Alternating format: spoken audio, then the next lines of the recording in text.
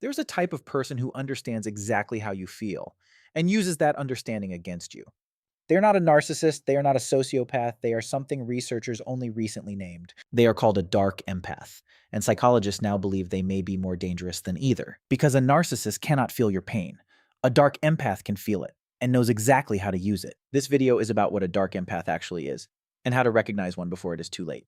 Most people think of empaths as healers, people who absorb emotion and lead with compassion above all else. And most empaths are exactly that, but a small subset carries something else alongside that deep sensitivity. Research from Borba and colleagues identified a type that scored high on empathy and high on dark triad traits simultaneously. Dark triad means narcissism, Machiavellianism, and psychopathy, traits associated with manipulation and calculated harm. High empathy plus dark triad traits. That combination is what defines a dark empath, and it is rare but real. A dark empath can read a room faster than almost anyone. They feel emotional currents most people miss completely. But instead of using that sensitivity to heal, they use it to navigate, to find leverage and weak points. The first defining trait is emotional accuracy. They know what you are feeling, sometimes before you do yourself. They are not guessing. They are reading microexpressions, listening to tone, tracking behavioral shifts with precision. This is not intuition. It is trained observation used intentionally to understand who you are and what you need. A regular empath absorbs emotion involuntarily. A dark empath processes it strategically. That is the core difference. They know that you need validation, that you fear abandonment, that you feel guilty faster than most people around you. And they file that information. They do not use it immediately. They use it when it is most useful to them. The second trait is selective empathy. They choose when to access their emotional capacity and when to turn it off. They can cry with you over something difficult. Then 30 minutes later, use the exact thing you shared against you. This ability to switch to be warm and then cold is what confuses their targets most deeply over time. You're never sure which version is real. The warm one feels genuine. The cold one feels like a punishment. Both are real. That is what makes a dark empath different from a narcissist who does not feel warmth at all. The third trait is guilt engineering. They understand guilt so deeply that they know exactly how to install it.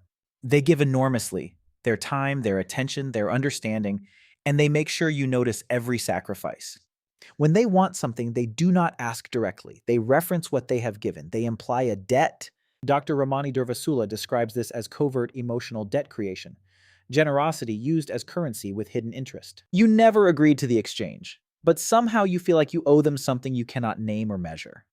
And when you try to create distance, they remind you, subtly, of everything they have done for you before. The fourth trait is mirroring. A dark empath is extraordinarily good at becoming whatever you need them to be. Early in a relationship, they mirror your values, your humor, your beliefs, your way of seeing everything. This creates an intense bond very quickly. You feel understood in a way you have never felt before with anyone. That feeling is not entirely fake. The mirroring is so accurate that even the dark empath begins to believe their reflection. But underneath the mirror is a calculation.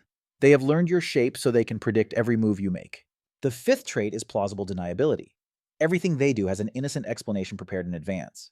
They never say anything outright cruel. They ask a question. They make an observation. They tell a story. When you feel hurt, they express genuine confusion. They point to their good intentions. They have evidence of their care. This is maddening because they are not technically wrong, and yet you are clearly in pain you cannot explain. Psychologists call this ambient abuse, harm delivered through atmosphere and implication rather than direct action. If you describe it to someone else, it sounds small, but the accumulation over time is what does the real damage. Now here's the question people ask most often. Can a dark empath change? Can they choose differently? Unlike a narcissist, a dark empath does experience remorse. They do feel the impact of their choices on others. But awareness and change are two different things. Feeling bad does not automatically produce different behavior. Some dark empaths seek therapy and change substantially. Others use therapy to become more skilled at what they do. The difference seems to come down to whether they are willing to sit with their own discomfort without acting on it. Now, the question you might be asking yourself, am I a dark empath? This is more common than most people expect.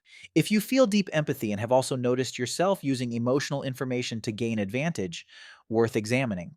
It does not make you a monster. It makes you someone who developed a coping strategy that can harm other people. Many dark empaths grew up in environments where emotional intelligence was the only currency that bought safety or love. Reading the room was survival. Using what you read was protection.